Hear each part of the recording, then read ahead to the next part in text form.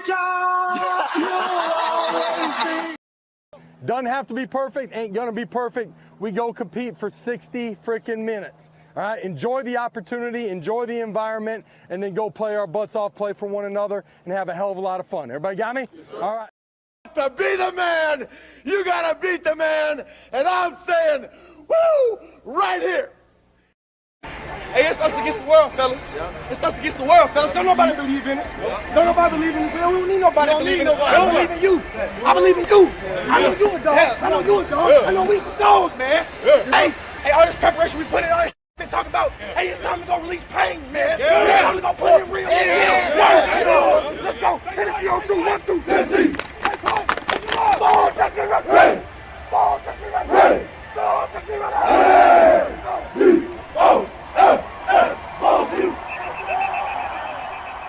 Make the decision. You're either a Vol or you're not, through thick and thin. But you know what? Let's talk a little Vols. That is not me trying to take any shine away from the phenomenal channel Talking Vols that my guy Boogie Bentley runs. So shout out to them. But let's talk a little Vols here.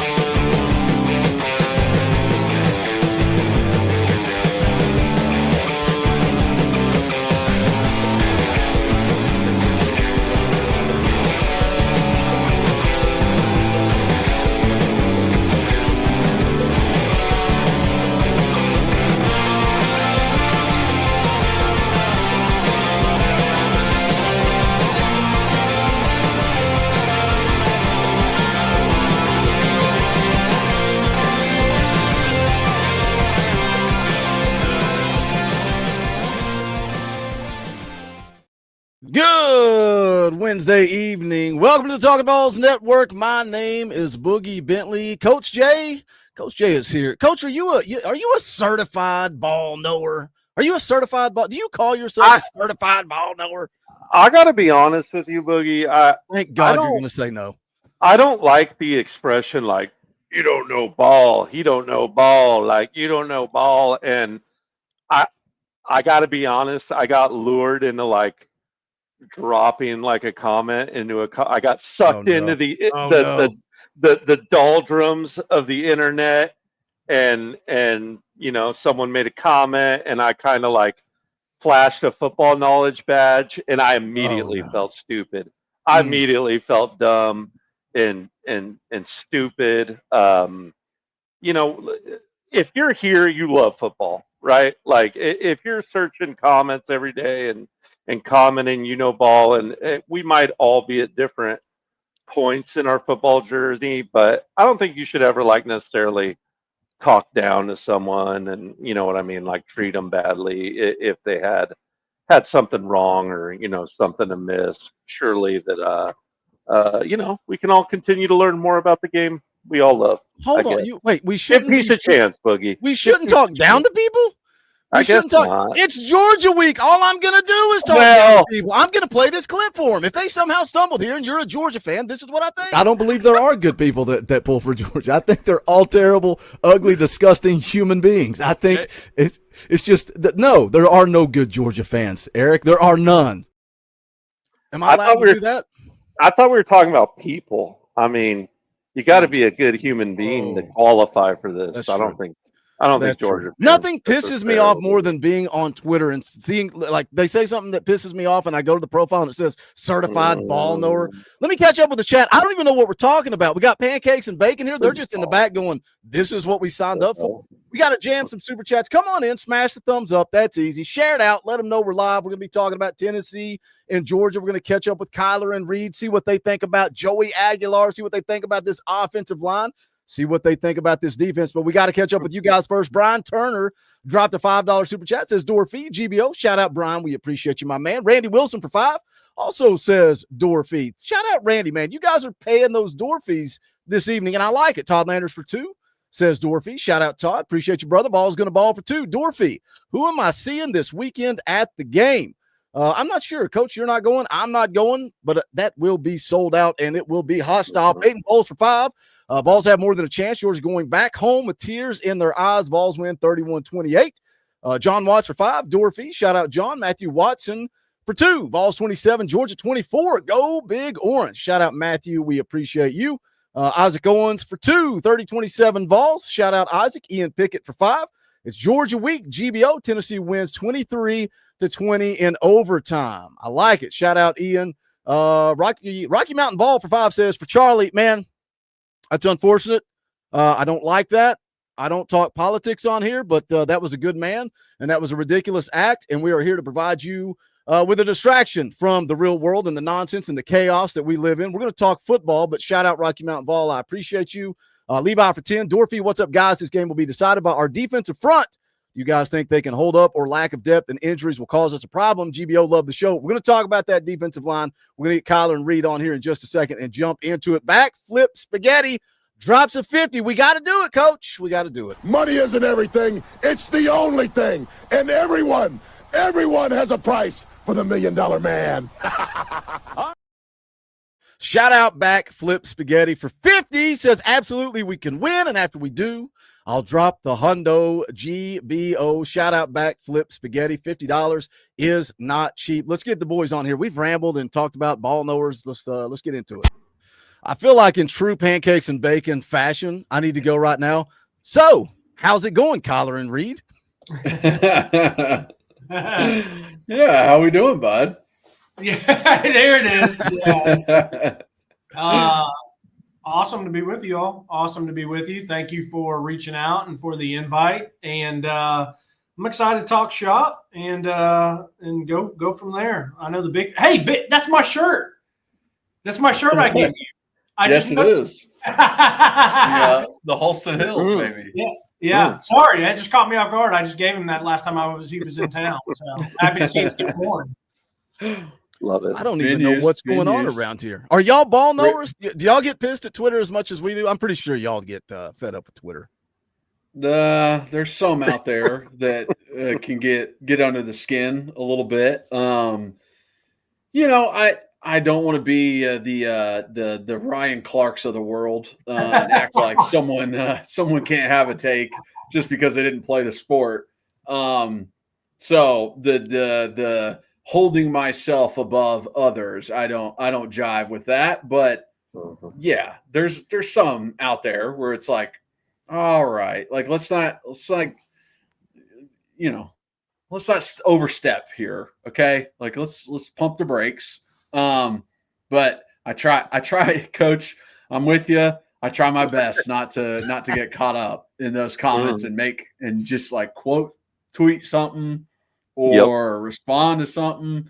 Sometimes it's a little difficult. Man. I think it's best for, first off, the Ryan Clark thing. The non-playing and playing and stuff like that.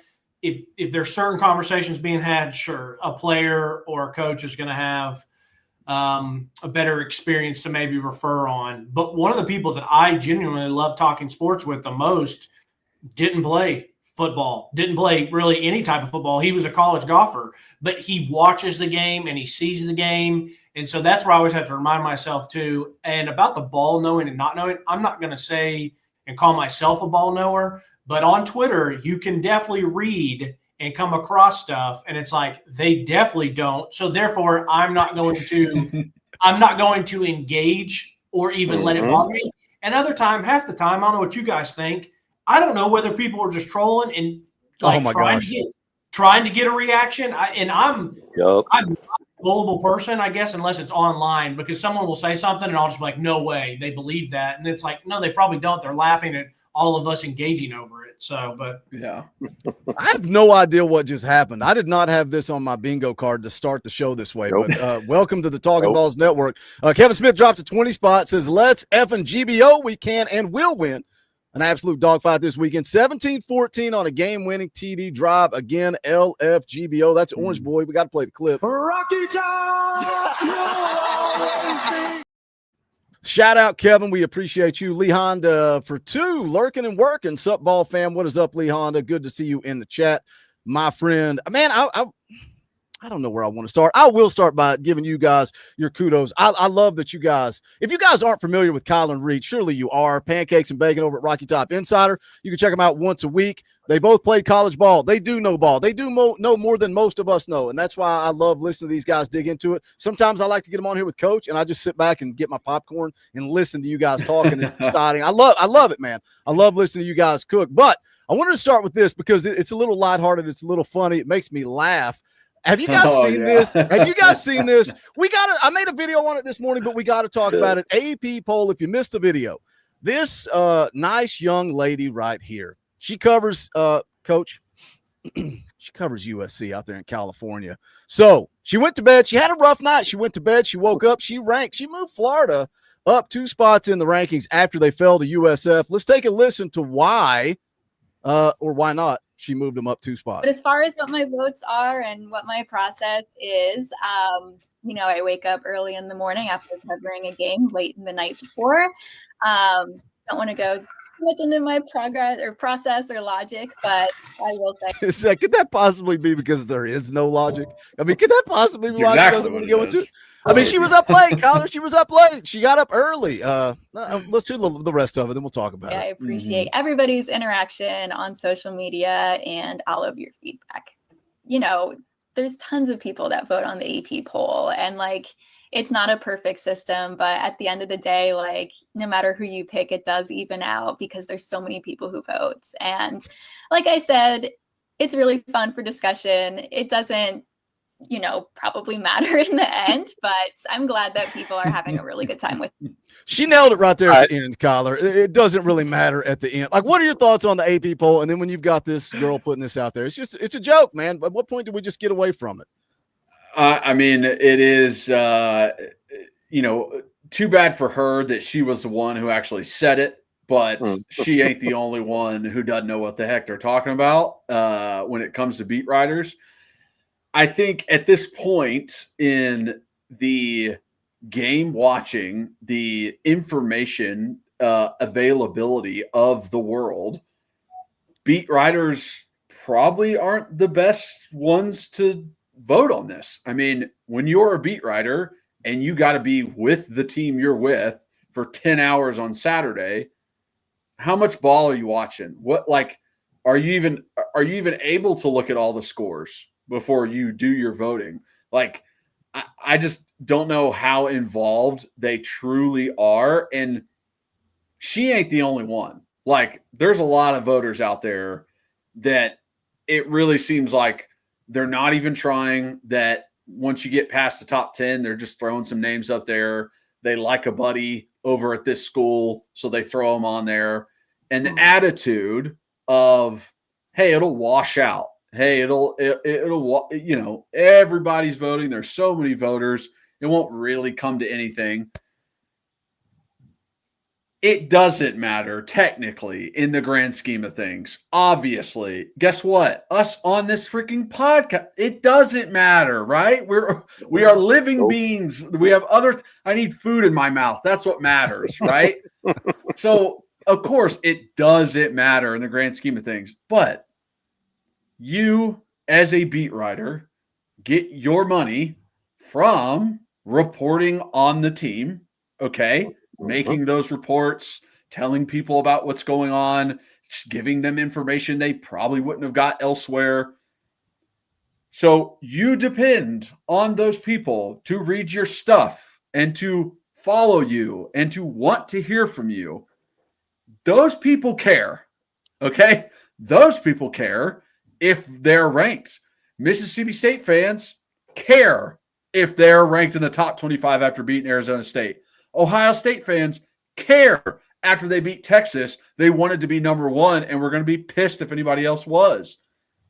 So if the people your literal job is for care about it, maybe you should as well. In the grand scheme of things, no, it doesn't matter. Probably doesn't matter in the playoff because the commission picks everything they want. But I think there's a little bit of bias C when the commission is out there and they're looking at teams and they're like, well, I mean, these 15 are in the top 15. They've been there all year. And they kind of go off of what has already been set forth in the season. So I think it matters a little bit. I think she made a boneheaded decision saying that out loud. But, yeah, I mean, it's a flaw in the system. It's not just her. Yeah. What say you, Reed? Yeah, I echo what the big fella says, and I was the first time I saw it. I think it was Danny Cannell who put it out, which Danny can be tough on the old SEC from time to time, but I saw it and watched it and just wanted to shake my head like, man, that's a bummer because, which I can't speak on for females, but the females that do want to get into the industry, this makes it tougher for them. But for me, it's just a product of kind of the world at whole that you feel like so many people comment on stuff that they don't really know about. And all I ever ask is just, hey, if we're talking about sports, I know if you really watch the game or paid attention or really rewatch the game, or you were just a Sports Center watcher, when we're like arguing with buddies in high school and college and they want to argue about stuff. And it's like, well, you didn't watch the game. You saw the 45-second clip that Scott Van Pelt was going over, which is fine. It's just, I know whose opinion I'm going to listen to more and not. So, but it's funny that this came up because my buddies and I were just talking about this the other night about preseason polling and how you really don't have any idea, and there should be really any preseason polling. I get the role that it does play in things at some sort, but to even start the year, I don't even know if there needs to really be polling. And like you said, Kyler, this isn't going to affect anything. The people that do the bracketing is what really matters. So, but yeah, not a good look. Not a good look. No, I was that way with the preseason polls. I'm like, what's the point? Like, we're getting ready to go in to play Georgia on Saturday, and it's like we still truly don't know what either one of these teams is going to look like. We're going to find out a lot on Saturday. But let's talk about this Tennessee team. Let me hit this super chat from SP Weasel. It's a 20 spot. We got to do it. Rocky Top! Shout out SP Weasel for 20. Says, from this non-ball knower, GBO. Shout out SP Weasel. We appreciate you, my man. Let's talk about this team. Let's just overall thoughts, Reed. Overall thoughts on this team through 2 games in 2025. What you like, what you're concerned about, what excites you? Yeah, you hit the nail on the head for me, at least, that I'm excited for Saturday because I want to learn a lot about this team and see what players step up in big time moments, see what we have as a whole. And obviously I'm selfish and just excited for the atmosphere and that, but I want us to win. And I was very happy with what I saw in Syracuse in the fact of operational, getting in, like for offensively, getting in and out of the huddle. I love what I saw from Joey, hitting the open guy. Sometimes it's as easy as just hitting the open guy, making the right reads, being efficient. I love seeing it start using a little tempo. So all that was great. The ETSU one, there's not really anything I take from ETSU, and no offense to ETSU, but it's kind of a wasted week, honestly. I found myself still excited to watch the boys play, but it's like, well, it's almost like the orange and white game. You're excited, but then you're not. You're not going to take a loss, thank goodness, and no major injuries, which is great. But to wrap up and answer that question before I keep rambling on, I've been happy with what I've seen so far, but some of the excitement is still, there's a Christmas present to be opened for me on Saturday, and that's how this team's going to play and respond. So, yeah. So Kyler, I agree with everything you just said, Reed. Like the ETSU game told you nothing. Syracuse, I mean, they didn't look great against UConn, but I don't like to, I don't like to play the this team, that team week to week game either, right? Every single game kind of has its own life and is its own thing. But I was going to ask Kyler, like, that's pretty much a brand new offensive line there, other than Lance Hurd, who looks kind of brand new too. He's in a lot better shape, obviously. Is there anything you were able to kind of dial in on? Maybe something you liked about him, something you didn't like, any new? I mean, I can't imagine there were too many. This is kind of a loaded question because I feel like I know too many wrinkles in there. But what'd you think of the O line, big guy? No, I mean, I love the way they played. Now, you brought it up. They're playing Syracuse. They're playing ETSU. They're not going against SEC DNs and D linemen, so it's a little bit different. But there's still that tenacity in this group that is seen by everyone. I mean, go follow Cole Kubalik the past 3 years. That man has loved Tennessee offensive linemen. He's just all the time, just posting clips of them pancaking dudes. So it's like, I love the aggression that we always have. I love the athleticism that the guys show as well. Every single guy on the offensive line pulls, and that's not always the case in every offense. Sometimes the tackles, I mean, they don't even get out of their little box of where they're at. So it's like, I love the fact that our tackles are athletic enough. We pull, we find work. And I mean, Joey has stayed pretty clean this entire time. Yeah, and great. That's even more, hey, yeah, maybe the competition isn't that great, but you can definitely have a MA. You can definitely mess up. Hey, we didn't pick up that blitzer. Oh, hey, we slid the wrong way. Oh, hey, I didn't communicate that to the guard on this twist. And the guys have done pretty well at keeping Joey clean. And Joey has made them right in certain circumstances. I think that was a huge thing that Hendon did his big breakout year in 2022. It was like, hey, if it breaks down, I can move inside this pocket. I can get to a spot where I could throw the ball downfield, and it's not going to be an issue. And we're not going to get that sack on the stat sheet. So I think Joey has shown his ability to do that, which has helped the offensive line. Sure. And the wrinkles that Heupel brings into the offense when it comes to play action passes changes the whole dynamic of pass protection on the offensive line. It's this D-line doesn't know, is it going to be a run? Is it going to be a pass? We run RPOs, we run plays, and play actions. So it's all over the board, which I love. It helps as an offensive lineman. Like, I used to, when I played my last year, literally like switch up what I did. Even though I knew it was a run play, I was like, it's outside run to the other side of me. I'm about to pass set this dude because I know I don't have to work up to linebacker. So I'm just going to confuse him and maybe a safety, right? Or maybe a linebacker that's trying to get tips off of my stance. Maybe I confuse them. They think it's a pass. So it's like, when you open up all of those different avenues, like, you can kind of mess with these guys' heads. You can jump set them differently and kind of make it to where they're thinking more. That's what I want as an offensive line. I want that D-line to be thinking, because they don't think very well as defensive linemen. So I want them to be thinking. But I like what I've seen. Now, does that mean they're going to be perfect on Saturday? Probably not. There's probably going to be a sack. They got a lot of talent on the other side. One of the most talented teams in the country. So there will be times where a guy gets beat on a play, but can we make something out of it? Can Joey move in the pocket? Can he make his guys – can he step up when Lance maybe gets beat around the edge? Can he move to the right or left when, Mo Jr. gets kind of beat across his face? Hey, yeah, we've seen his athletic ability that we're like, okay, he can make us right when maybe we're wrong.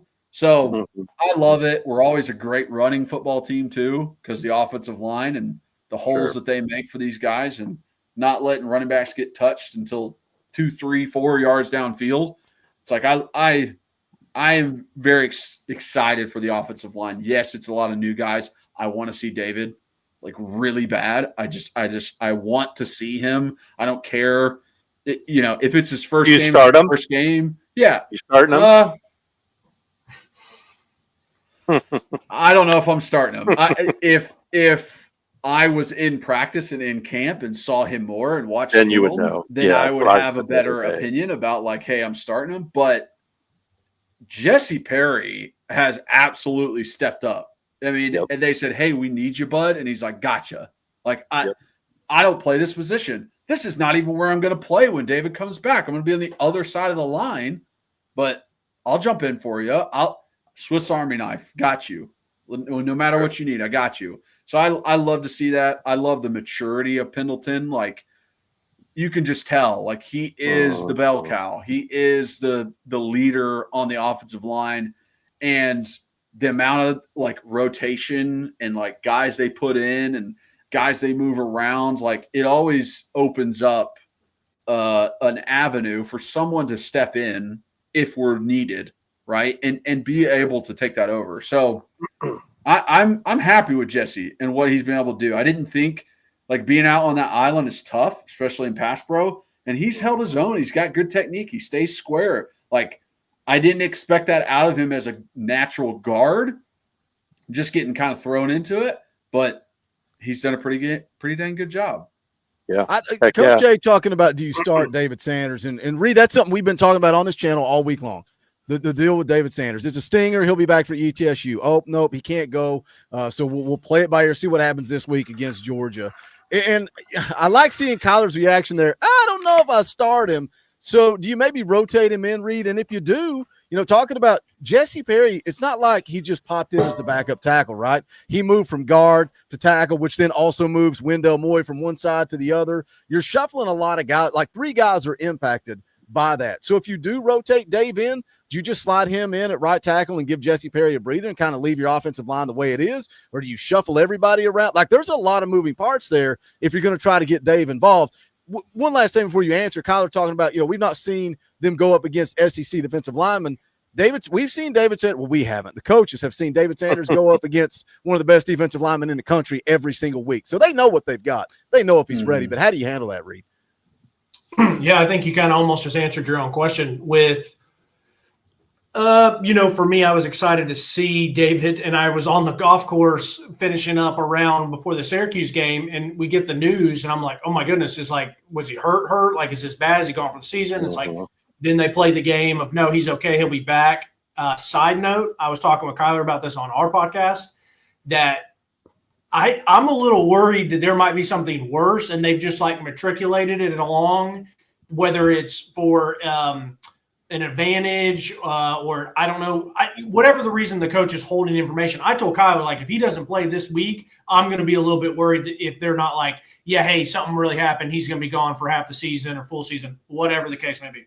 Anyways, to answer your question, I feel like we don't see him and don't know what they have. But I think we'll find out very quickly that if he is healthy and if he is out there, then that means he's been really good at practice and the coaches really trust him. And then your question of how you shift guys around, do you leave them? You're going to play your best 5. And the best 5 doesn't have to be necessarily your best 5 individuals. It probably is, but your best 5 is your best 5 together. Who plays the best together? And they hopefully already know that with going through camp. So I think I do. It is a little different though. I mean, he's going up against Joshua Joseph and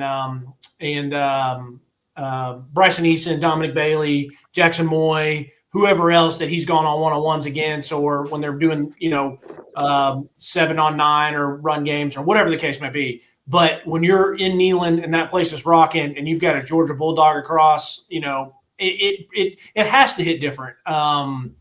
So yeah, I don't know. It's like, it is a little nerve-wracking being a true freshman and your first start is potentially the biggest game of the year. So let me catch up with the chat real quick. We got almost 300 people watching on this Wednesday night crossover. Talkin VAWLS meets Pancakes and Bacon. Go show them some love. They drop a show once a week, usually, typically over at Rocky Top Insider on YouTube. You can give them a sub. You guys also have audio too, right? You guys on audio platforms? Yeah. Yep. So if that's the way you want to get it, check them out. Pancakes and Bacon. We got Cordell Luttrell for 5. Says, I believe in Tim Banks, our defensive front. I believe in Joey A. My concern is our zone defense. I also believe that Star Thomas has 110 yards. Shout out Cordell. We appreciate you, my man. Justin Goforth drops 20 spot. We got to do it. It's orange. Rocky Top. Justin says, what's up, Vol Country? Kirby said they practiced all offseason for us. They look sloppy, yet Kirby is saving the good stuff for us, just like we've been holding back. Love Joey's confidence and the fact that he thanks Jesus. Shout out, Justin. We appreciate you, man. Let's talk about Joey. Joey Aguilar, the trade with Nico. Nico off to UCLA. Joey Aguilar says, excuse me, I guess I'll just go across the country to Knoxville. He becomes quarterback at Tennessee. Like, it's 2 games. I can't believe this is about to come out of my mouth. Be careful, Boogie. No, I'm saying it. Careful. I'm telling you, it's true. Wednesday. It's true. Do I need to grab my App State hat and put it on? I'm going to put my App State hat on because I grab believe your this. Coach J hat. He's the best quarterback we've had since Hendon Hooker. And that's not some big, bold take. That's not some crazy statement. He's the best quarterback we've had since Hendon Hooker. That's it. Like Kyler, what did you expect when you saw that Joey Aguilar was transferring to Tennessee? What did you expect then? What did you think you were getting compared to what you've seen through 2 games? And I get it. It's Syracuse, it's ETSU, but it's all we've seen. It's all we've got.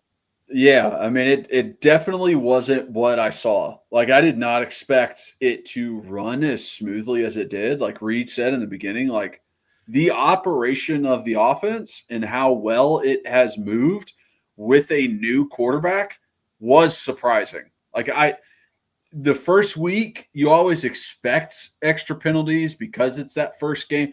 We barely had any. There was not pre-snap. There hasn't been motion mistakes. There hasn't been alignment mistakes. There hasn't been these bad decisions on the RPOs. Like, Joey has just mixed in to that offense perfectly. I think it's a testament to Coach Heupel and what he does and his knowledge as a former quarterback and how he runs his offense. But I think you're right in a way. In the 2-game sample we have, Joey has played the best quarterback since Hendon Hooker, right? He is not as fast or strong or athletic as the past 2 guys that we've had, but that's not always what gets it done. Caleb Williams with the Bears, for instance. Did you see the laser he threw on that first drive when he's rolling out of the pocket? He's on the run. He throws it down the sideline, and it's the most beautiful ball you ever seen. That magic is incredible, and only a few people can do that, but it only gets you so far. You got to understand the operation of the offense. You have to understand, where is this ball supposed to go? When is it supposed to go there? And if not, what's my backup plan? And I think Joey has succeeded in that. He has succeeded in knowing this offense, understanding what Heupel wants out of this offense, understanding, hey, you got badass wide receivers. If they are in man coverage and it's them versus another DB, trust them. Throw that ball up to them. And don't overthrow them, because that doesn't lead to anything. Nobody gets anything out of an overthrow, okay? If you're going to throw it up, underthrow it. Maybe we get a PI. So that kind of stuff he has just excelled at. I did not expect this at all. I was literally going into the season like, we are going to lean on this Tim Banks defense, and our offense is going to get there eventually. But, I mean, they came out blazing. That first play we saw with a play action little slant to Mike Matthews versus Syracuse, I was like, all right, like, this is what I want to see. So I'm pleasantly surprised. Yeah, Reed, do you think there's something to be said, Reed, for like Hendo had been around for a while, right? Like it wasn't his first rodeo. And if you go back and look at his Virginia Tech numbers, they're not much to shake a stick at his first 2 years. They're really, I say, bad. Third year it was productive, but he was splitting time. Do you think there's something to that, with someone running Heupel's offense been around the bend, or you think Joey's just got it between the ears and Hendon had it between the ears? I think it would be a disservice if we discredited the age a little bit. And we were talking about this on ours before the Syracuse game. Yeah. And just to take you where I was, we were finishing the golf, and I've got it pulled up on my phone. And so we're sitting there driving home, and I'm watching it, and the game's about to start. And I think it was Charles Davis or maybe the other individual, or not Charles Davis. We had Lewis Riddick. So it was Lewis Riddick or the other individual calling the game, and they make a comment about Joey being 24. For some reason, out of all the news that I had heard all offseason about, everything, all the players, everything, and I knew he'd been around for a while, but like to realize that, he's that much older, I do think something like that plays into it. I just like reps. If you've just had reps, I don't care what it is that you've done. If you just have reps, you're going to naturally be better at it. And so immediately, before I've seen Joey even throw something, I wasn't worried about losing to Syracuse, but I just had this like, hey, that's kind of nice. I didn't really understand or know that he was that much older. And so to answer your question, I think there is something to say about someone who's been around, and there are people in all walks of life, but for football, like you see the game and we've played with people that just like they have a knack for the ball. They have a knack for seeing the game. They're not the most athletic, but they make up for it and things like that. So, but Joey very quickly, I'm talking those first couple of drives in Syracuse, I was like, this looks like it needs to look, and this looks different, and it just looks smooth. And it's like Coach Heupel and his coach speak, like, make the routine things look routine, like just make it look easy. And that's what he did. I mean, which was great to see. It was refreshing. I just got to a point where I just wanted a quarterback who just hit the open guy. That's where I got,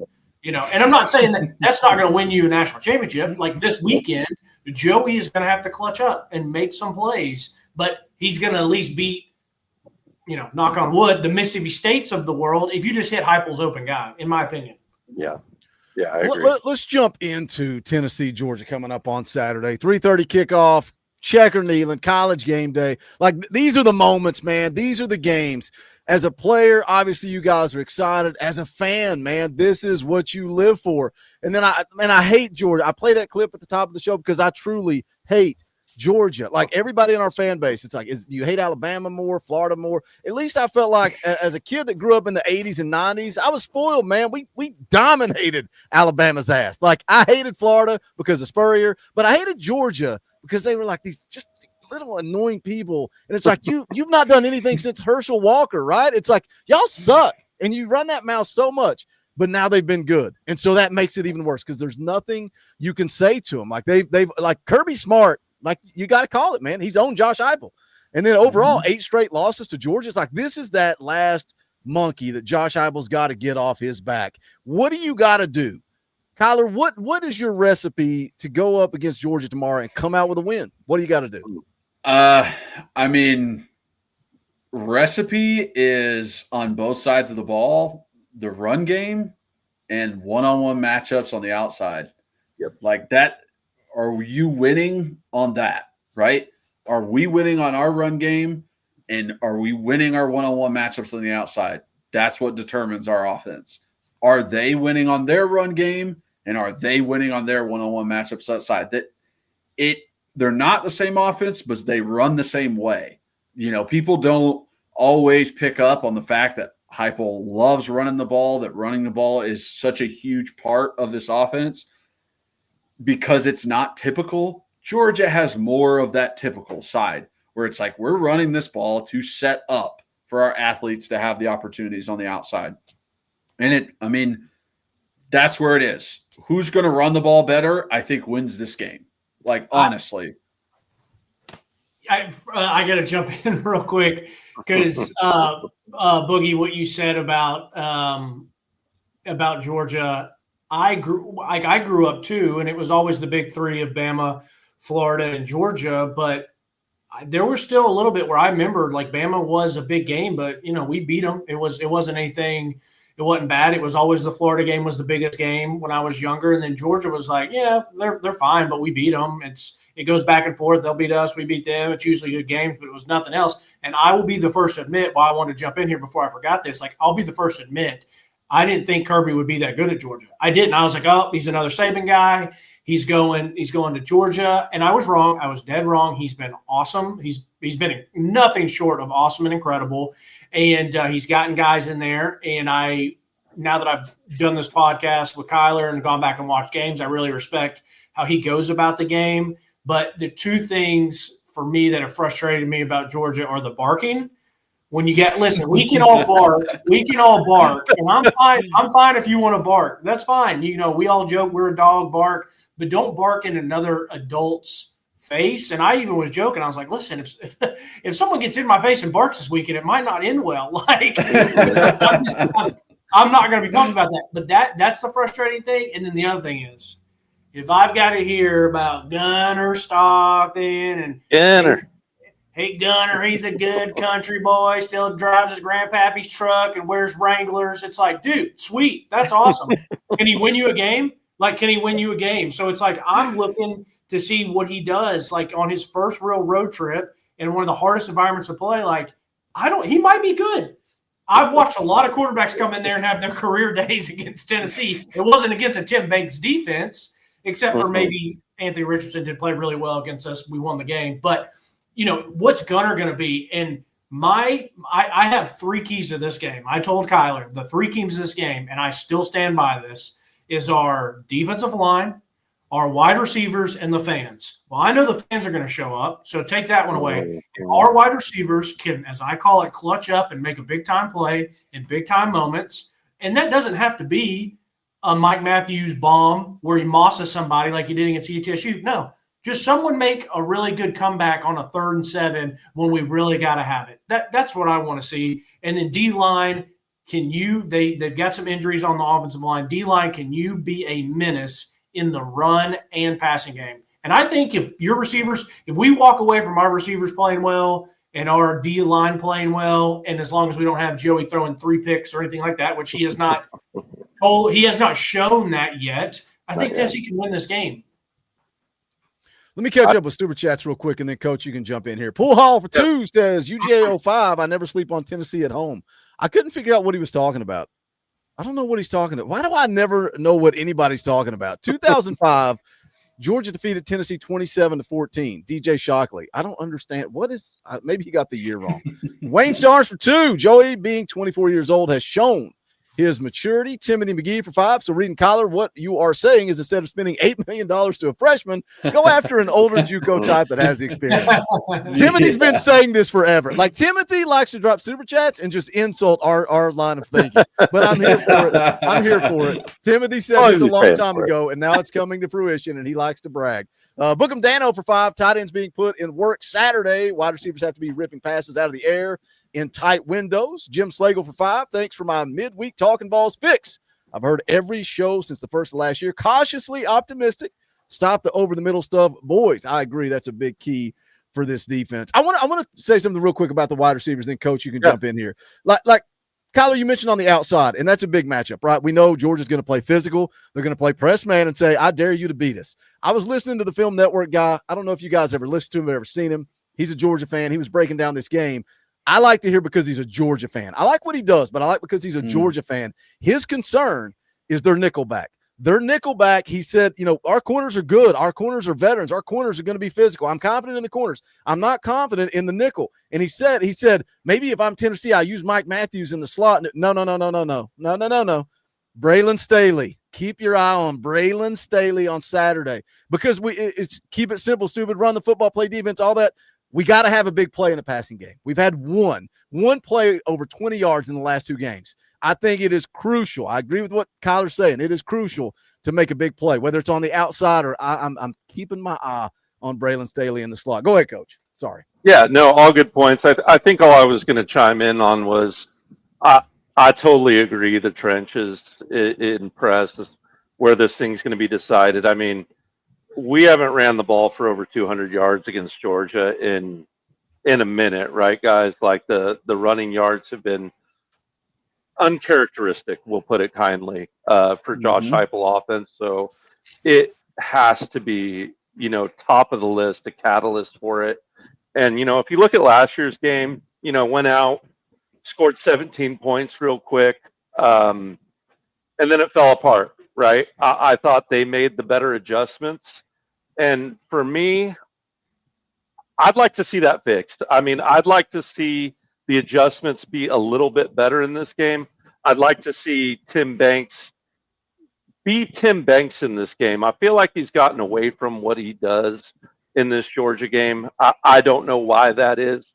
Maybe you guys have a different opinion on that, but it's just how I feel about it. But I definitely think the run is going to be far and away the most important side of this, as well as how the D-line holds up for us.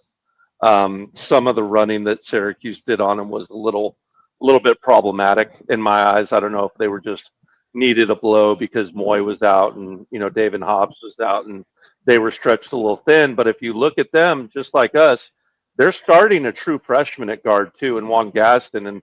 And while he's a 5-star brilliant guy, I mean, it's tough to start your first game in the SEC, and Neyland is a guard, going against probably Bryson Eason, someone like that who's been around the game. He's seen everything there is to see. That has to be an advantage for us. But I want to dig into this running game, and I wanted to get Kyler's opinion, then maybe Reed could chime in. Everyone's kind of been arguing about who the best running back is right now at Tennessee. Do you guys have a favorite now? What's your thoughts on this? Who would you like to block for the most, Kyler? Who would I like to block for the most? I know what he's about now, to say. That's a different question. I think I see where you're getting at. Hold on. Yeah. That's a different question. Don't necessarily want the guy hitting me in the back, so I got to think about that stuff. Reed knows all about it. But I mean, each one of them has a certain thing I like. I at the moment feel like Starr is kind of showing more and taking advantage of his opportunities a little bit more than the other guys are. But that's not to say that they aren't good backs, because we saw what Deshaun Bishop did all last year as a number 2. I like his attitude of all business, but I joked with Reed on our podcast this week, like, I love your business, but if your business involves dropping footballs, I don't want your fucking business. Okay. So if that's your business, I need you to wear some gloves. All right. So if there is that happens with Deshaun, I think Peyton is still coming into his own as a running back. He's still figuring out kind of who he is as a running back. I love I think the coaches kind of beat this into him. Like, you are thicker and bigger than everyone else. Run them over. Like, put your shoulder down and make them pay. Guess what? If you don't even get the yards, that guy's still going to feel it.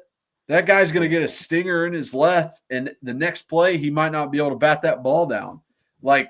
You got to punish these dudes when you get the opportunity. If you're not going to spin and juke and make a guy miss and make him fall over, then you need to do something. You need to do something to him. You got to have a plan in mind. So I like all of them. I like that we have just rotation at running back. It's worked for us very well in the past. Like, Dylan Sampson was amazing last year. He was the reason our offense ran. I think his injury was the reason we lost to Ohio State.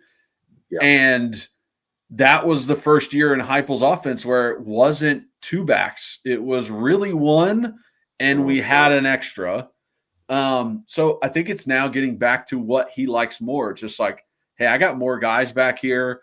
I like all their different tendencies that they have, and I can use them in different spots. Like, he's like a little mad scientist, like just throwing them out there at different times. Yeah. And I told Reed this. I went to one of the scrimmages during camp, and I loved Morris the young guy and what he was doing out there at camp. And I remember being like, man, I like the way he moves. I like his little stutters. I like his his patience trying the hole. And then like that touchdown he had versus ETSU, I was like, that's exactly what I saw. Like his ability to get outside, and then he's just like, and then he's 5 yards away from the defender. It's just, I love the running backs that we have. I think Heupel has a type now because you're not really seeing the big backs. You're seeing the scat guys who can catch the ball and run the ball. I think Peyton Lewis is like the big one, right? That would have success in this offense. But like, like a Cam Seldon, like he was a big dude, but just didn't fit in to what we have. But yeah, right now I would say Starr has kind of put himself above with the opportunities he's gotten. Yeah. You on the same page there? Or go ahead. Well, let me jam some super chats. And I want to talk defense with Reed real quick. Tyler Adams has been a member for 29 months. If you're not a member, fix that. It's only $1. It's 99 cents right down there. Right beside subscribe, you can hit that join button, custom Talkin VAWLS emojis, access to the fan call-in show, tailgate show, all kinds of fun perks and benefits. Shout out Tyler for being a member for 29 months. I have a good feeling about this weekend. GBO, I started off the week feeling good. Usually as it progresses, I get less and less confident. I'm feeling pretty good on a Wednesday. Timothy McGee for 5. How about always saying, throw the long ball? How about we stop talking about it, let it play out without crying about throwing the long ball? You see, Timothy yells at me sometimes, and then sometimes I don't know what in the hell he's talking about, but I love Timothy. Timothy's like family. Shout out, Timothy. We appreciate you. Bubba Schramm's been a member for 36 months. Shout out, Bubba. Soar the Demon for 10 says, we know we got to be physical in the trenches, but I swear the game will be won with the wide receiver versus corner matchups, and the slot will be heavily weighted in this game. Catches must be made. Man, I swear, I just finished recording Locked On Vols with Kaner. Check it out Friday. Way better than last week's episode when I was delirious and didn't know what I was talking about. This is actually a good one. Go check it out. We've talked about everything we've talked about.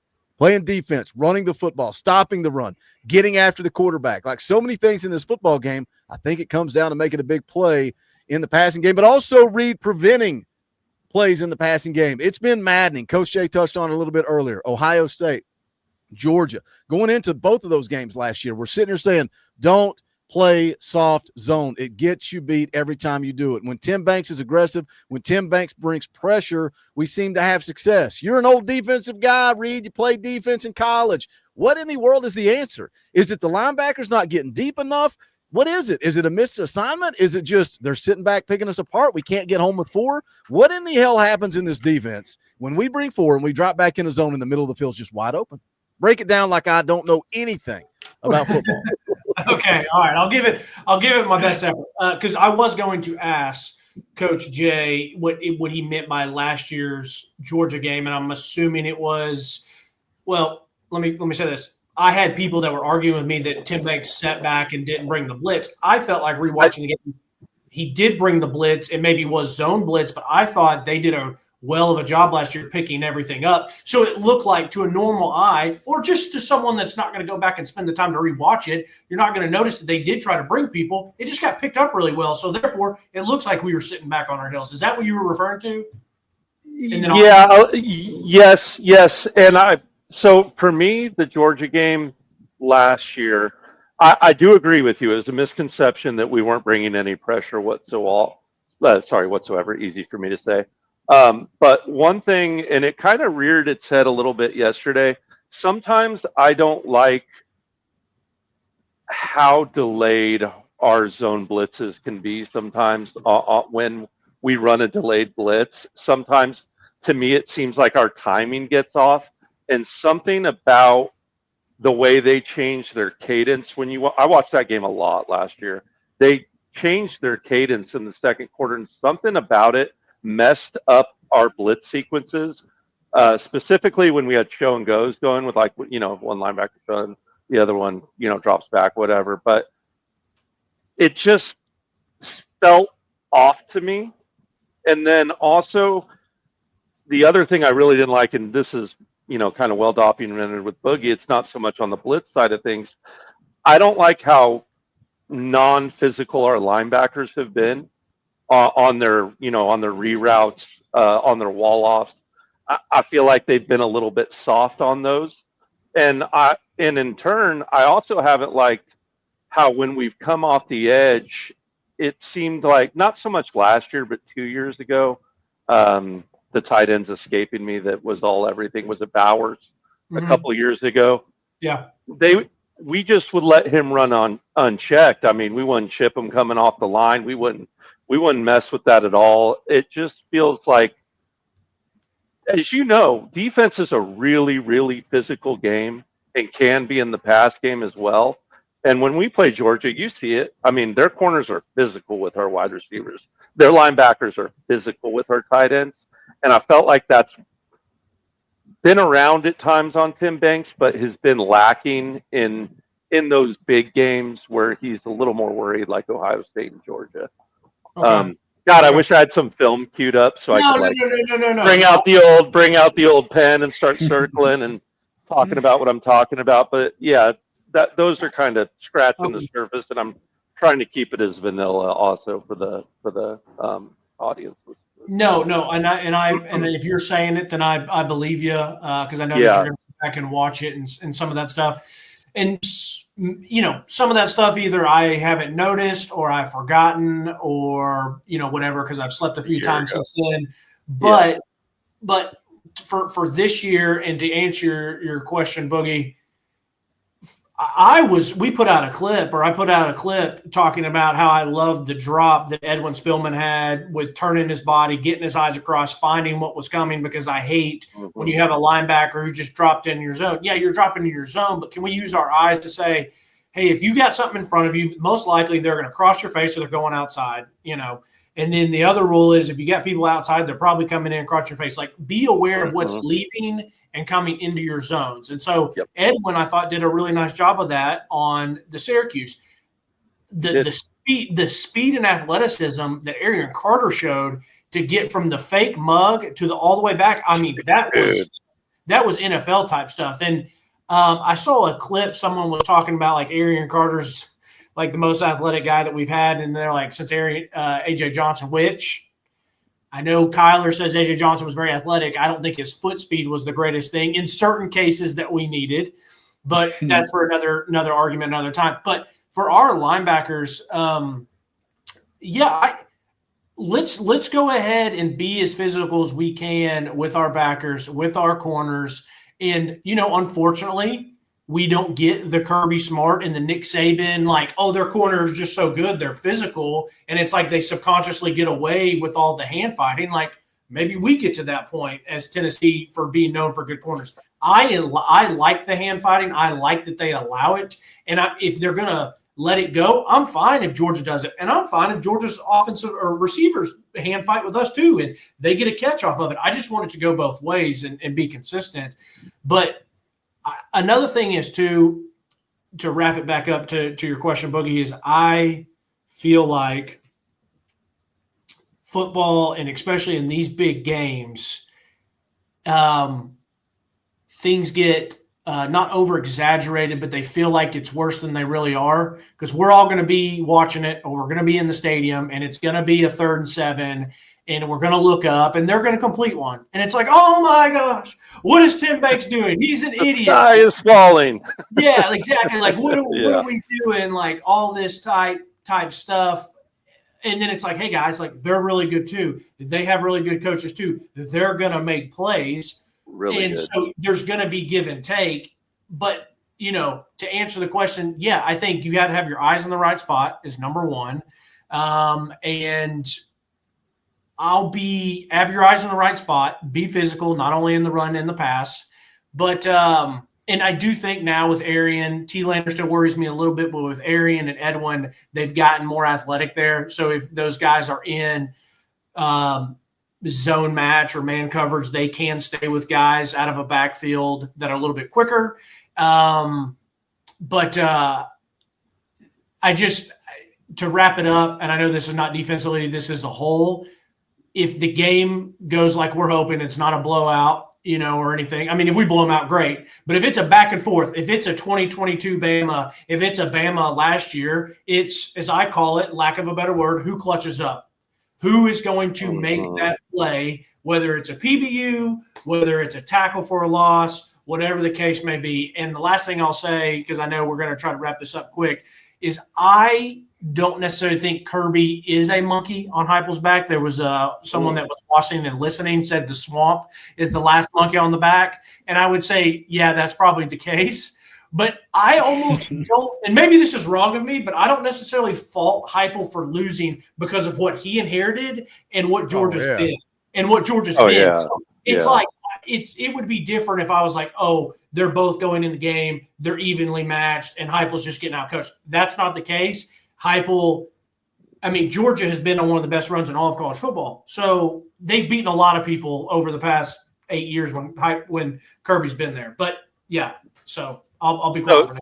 So just real quick, everyone in the chat, that means they're going to get a couple yards here and there. You don't have to throw crap at your TV and break the screen and tell everyone on the internet that they're terrible human beings for giving up a 10-yard flat gain or something like that. Yeah.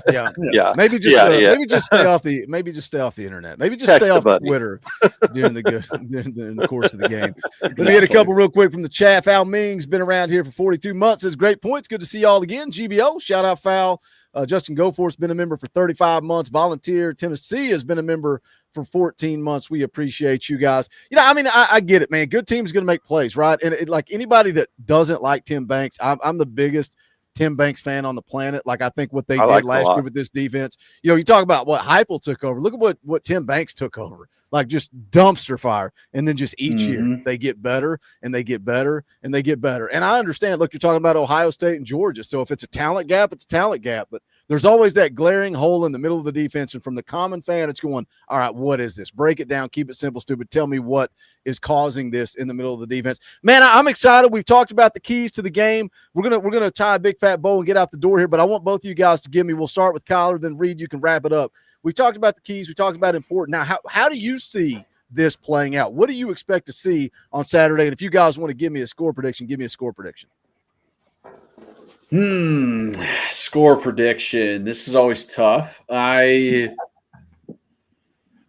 don't think this is low scoring. I don't think this is a defensive battle. I think there's more offense involved here. I'm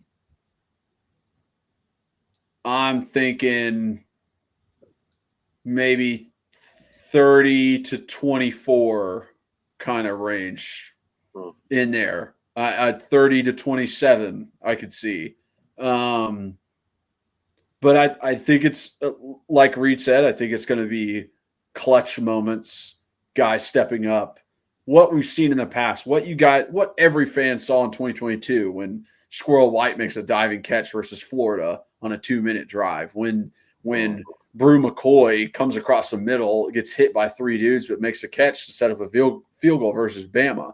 It's like, those plays have to happen when you're playing such a good team that is Georgia and what Kirby Smart has created. So I think it's going to be physical between these two teams. I think there's going to be a lot of popping out there. I think we got to stay clean. We got to stay out of the penalty box. We cannot be holding calls, making it 2nd and 20. That just absolutely kills you versus these teams. But I see it as some scores happening. I see it as a little bit higher. It's not a 14-17 in my eyes. What do you got, Reed? Okay, I might be a little bit different. I think it will be slightly lower scoring. I think we'll be 21 to 17, 20 to 23, something in there. As I mentioned, and we've all kind of said, this is what we're going to find out for both these teams. Georgia as well. I mean, they've played nobody to start the year. We've played Syracuse and ETSU, so I'm excited. But the things that I will be shocked if I don't see, us playing very physical and playing – I think Tennessee will play well. Are they going to play well enough to win? I don't know. But I don't think Tennessee's going to go out and lay an egg. I'll just leave it at that. I think Tennessee's going to be physical, and they're going to play. They'll play pretty well. I don't see it being. I don't even want to say a couple years ago because we were way outmatched. I mean, no offense, but we had Will Brooks guarding Brock Bowers, which no one could guard Brock Bowers. And Will Brooks ended up being a great player for – I shouldn't use that example because Brock Bowers is easily now one of the best in the NFL, so let alone – but we had a lot of injuries 2 years ago. I was impressed last year when we went down there. They played a hell of a lot better than I expected down in Athens. And so, I think it'll be a good game. I do. I think it'll be close. I don't think it'll be a whipping either way. All right, boys, it's always a blast talking with Reed and Kyler. Pancakes and Bacon. Go check them out. Rocky Top Insider on YouTube, or just look up Pancakes and Bacon on wherever you listen to podcasts. We appreciate you guys tuning in for this Wednesday night. If you haven't done it yet, smash the thumbs up on the way out the door. Join us Friday morning. That's when me and Coach are going to make our official predictions. Foul Ming will be in the house. We've also got Brent Hubbs of VolQuest.com is going to kick things off. Special start time, 9 a.m. Eastern time on Friday morning. So get your coffee, come hang out with us. Tailgate show an hour before kick, and then we will be live immediately following the game. So make sure you guys get dialed in for that. Kyler, Reed, we appreciate you guys. It's always a good time. For Coach Jay, my name's Boogie Bentley. This is the Talkin VAWLS Network. Go Big Orange.